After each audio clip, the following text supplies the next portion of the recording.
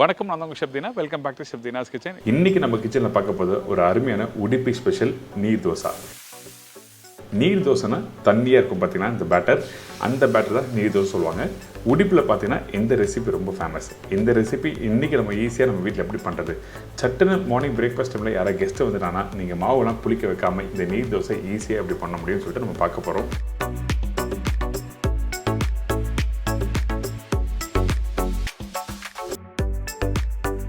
இதோட உருளைக்கிழங்கு பட்டாணி குருமா.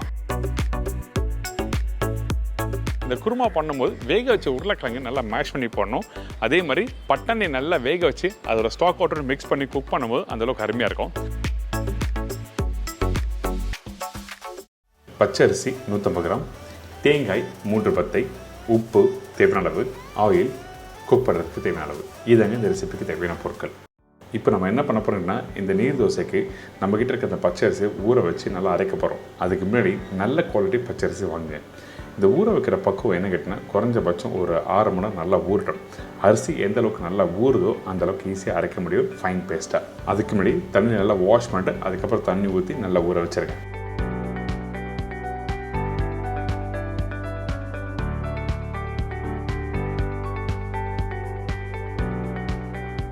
ஊற வச்சு எடுத்த அரிசி தான் இது. அதாவது ஊறின பிறகு தண்ணி ஸ்டெயின் பண்ணி எடுத்து வச்சுருக்கேன். இதுக்கு பிறகு என்ன கேட்டிங்கன்னா, நம்ம திருவி வச்சுருக்க தேங்காய் 3 பத்தை சொல்லியிருக்கேன். வேணா இன்னொரு 10 போட்டுக்கலாம். தேங்காய் எதுக்காக இந்த இடத்துல யூஸ் பண்ணுறீங்கன்னா காரணம் இருக்குது. ஒன்று வந்து டேஸ்ட்டு, இன்னொன்று வந்து நீங்கள் தோசைக்கல்ல அந்த பேட்டர் ஊற்றின உடனே அப்படியே பொங்கி மேலே வரும். இந்த மாதிரி காரணத்துக்காக யூஸ் பண்ணுறோம். இப்போது இந்த பச்சரிசியில் தேங்காய் போட்டாச்சு. இதை அப்படியே நம்ம அரைக்க போகிறோம். அரைக்கிற பக்குவம் என்ன கேட்டிங்கன்னா, ஃபைன் பேஸ்ட்டாக அரைச்சிக்கணும். அதனால் தேவையான தண்ணி ஊற்றி ரெண்டுத்தையும் நல்லா அரைச்சிருங்க. அதாவது பச்சரிசியும் தேங்காவும் சரிங்களா. குறை அரைக்கக்கூடாது. எந்த அளவுக்கு ஸ்மூத்தான ஒரு பேஸ்ட் அரைக்க முடியுமோ அந்த அளவுக்கு நல்லா அரைச்சி எடுத்துருக்கணும்.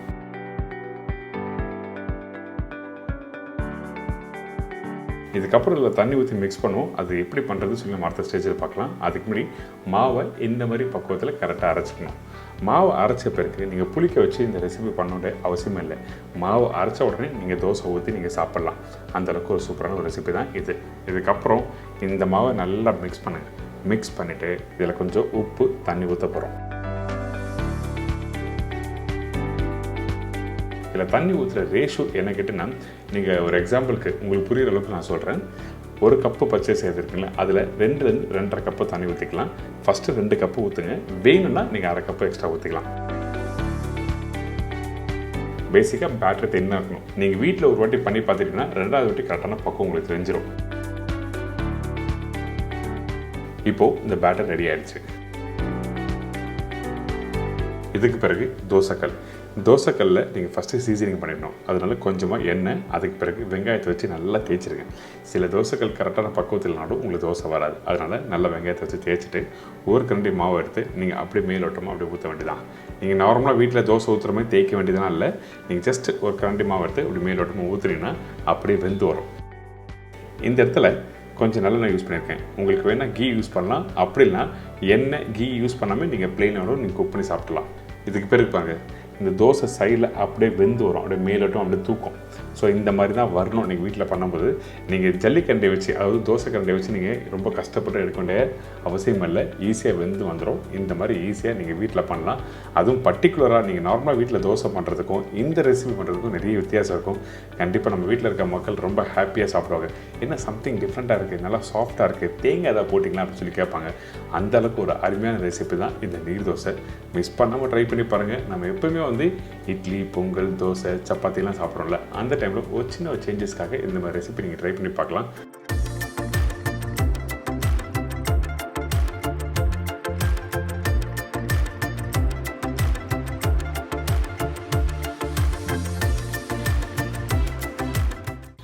உருளை பட்டாணி குருமாவுக்கு தேவையான பொருட்கள்: வேக வச்ச உருளைக்கிழங்கு 4 நம்பர், காஞ்ச பச்சை பட்டாணி 150 கிராம், வெங்காயம் 2 நம்பர், தக்காளி 2 நம்பர், பச்சை மிளகாய் 2 நம்பர், இஞ்சி பூண்டு பேஸ்ட் 1 டேபிள் ஸ்பூன், சோம்பு 1/2 டீஸ்பூன், முழு கரம் மசாலா தாளிப்புக்கு தேவையான அளவு, கசகசா 1 டேபிள் ஸ்பூன், முந்திரி பருப்பு 10-12 நம்பர், தேங்காய் 4 பத்தை, மஞ்சத்தூள் 1/4 டீஸ்பூன், மிளகாய் பவுடர் 3/4 டீஸ்பூன், தனியா பவுடர் 1 டீஸ்பூன், கருவேப்பிலை தேவையான அளவு, கொத்தமல்லி தேவையான அளவு, உப்பு தேவையான அளவு, எண்ணெய் சமைக்கிறதுக்கு தேவையான அளவு, தேங்காய் எண்ணெய் 4 டேபிள் ஸ்பூன்.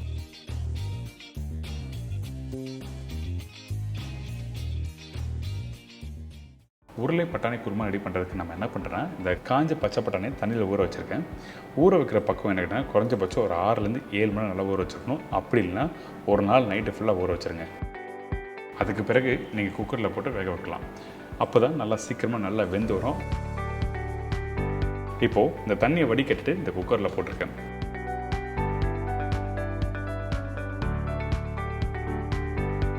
தேவையான தண்ணி ஊற்றி கரெக்டாக ஒரு 6லேருந்து 7 விசில் விட்டு நல்லா குக் பண்ண ஆரம்பிச்சிருங்க. உப்பு 1/2 உப்பு போட்டால் போதும். குக்கர் மூடி போட்டு நல்லா குக் பண்ணுங்க. அதுக்கு பிறகு ஓப்பன் பண்ணி பார்த்தீங்கன்னா இந்த பச்சை பட்டாணி நல்லா வெந்திருக்கும். அப்போ தான் உங்களுக்கு அந்த குருமாவோட டெக்ஸ்சரும் அந்த டேஸ்ட்டும் நல்லா எடுத்து கொடுக்கும்.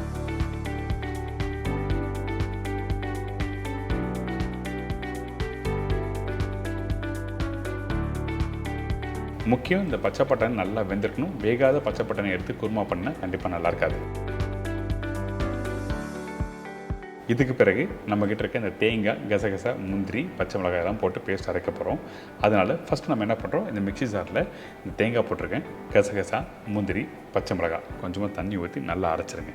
இந்த மசாலா நீங்கள் ரெடி பண்ணி முடித்த பிறகு தான் நீங்கள் அடுத்த ஸ்டேஜ் பண்ணணும். அதனால் நான் சொன்ன குவான்டிட்டி கரெக்டாக இருக்கும். அரைக்கும் போது முடிஞ்ச அளவுக்கு நல்லா ஃபைன் பேஸ்ட்டாக அரைச்சிருக்கணும். திரியாக இருக்கக்கூடாது. சரிங்களா? இந்த மாதிரி பக்குவத்தில் கரெக்டாக அரைச்சி எடுத்திங்கன்னா உங்களுக்கு குருமாவோட டெக்ஸ்சர் நல்லா கொடுக்கும்.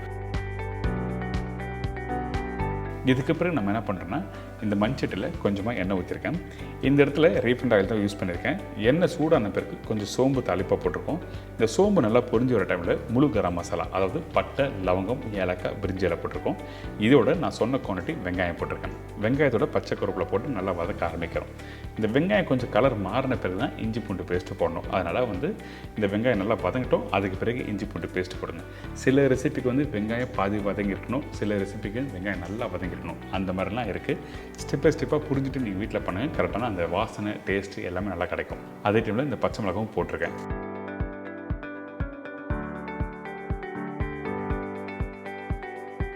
இந்த வெங்காயம் நல்லா கொஞ்சம் கோல்டன் ப்ரௌன் வந்திருக்குல்ல, இந்த இடத்துல இஞ்சி பூண்டு பேஸ்ட்டு போட்டிருக்கோம். இஞ்சியோட அளவும் பூண்டோட அளவு என்ன கேட்டிங்கன்னா, இந்த குருமாவுக்கு பூண்டோட அளவு அதிகமாக இருக்கும். அதாவது 7 மடங்கு பூண்டுனா 3 மடங்கு இஞ்சி போட்டால் போதும்.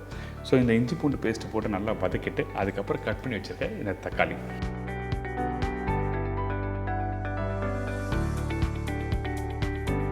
இந்த தக்காளி போட்டு நல்லா மிக்ஸ் பண்ணிட்டு அதுக்கப்புறம் பவுடர் மசாலா யூஸ் பண்ணுறோம்.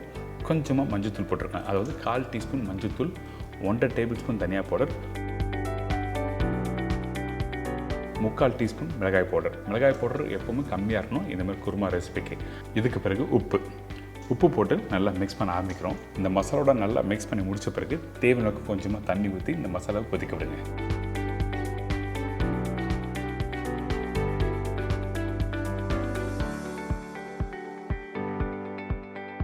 எதுக்காக இந்த மாதிரி கொதிக்க விடுறேன்னு கேட்டிங்கன்னா காரணம் இருக்குது. அப்போ தான் அந்த பச்சை வாசனை இருக்காது. அதே டைமில் மஞ்சத்தூள் 1/4 டீஸ்பூன் போட்டிங்களே லைட் எல்லோ கலர் வரும். அதனால தான் ஃபஸ்ட்டு மசாலா போட்டு கொதிக்க விடுறோம். இதுக்கு பிறகு இந்த இடத்துல தண்ணி தேவைப்பட்டால் நம்ம சுண்டல் வேக வச்சுருக்கோம் பார்த்தீங்களா, அந்த சுண்டலோட தண்ணியை இந்த இடத்துல யூஸ் பண்ணுறோம். இந்த தண்ணி ஊற்றின பிறகு திருப்பி கொஞ்சம் நல்லா வெந்து வரும். அரைச்சி வச்சுருக்கேன் இந்த தேங்காய் பேஸ்ட்டை இதில் போடுறோம்.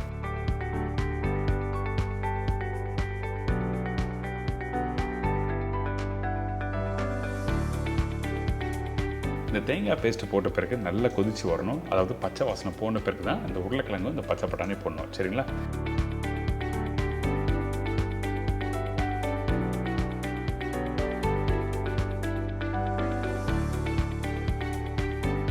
இந்த மாதிரி ஒரு ஸ்மூத்தான ஒரு கிரேவி வந்திருக்கும்.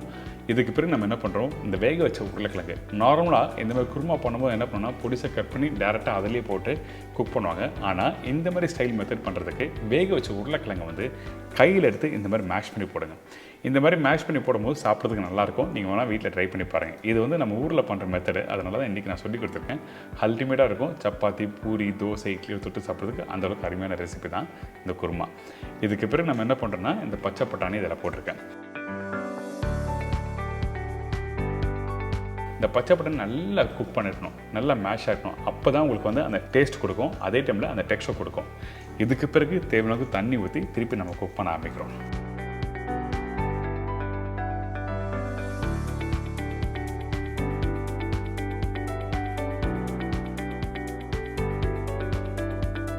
ஒரு மூடி போட்டு ஒரு 5 நிமிஷம் நல்லா கொதிக்கிட்டேன்னு சொல்லிட்டு அதுக்கு பிறகு ஓப்பன் பண்ணி பார்த்தீங்கன்னா இந்த மாதிரி குருமா ரெடியாக இருக்கும்.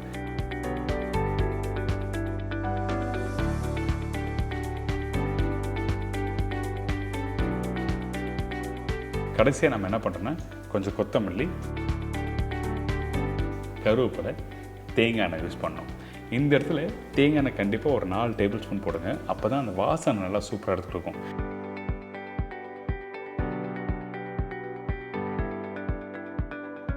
கண்டிப்பாக மிஸ் பண்ணாமல் இந்த பட்டாணி உருளைக்கிழங்கு குருமா வீட்டில் ட்ரை பண்ணி பாருங்கள். அல்டிமேட்டான ரெசிபி தான் இன்றைக்கி சொல்லி கொடுத்துருக்கேன்.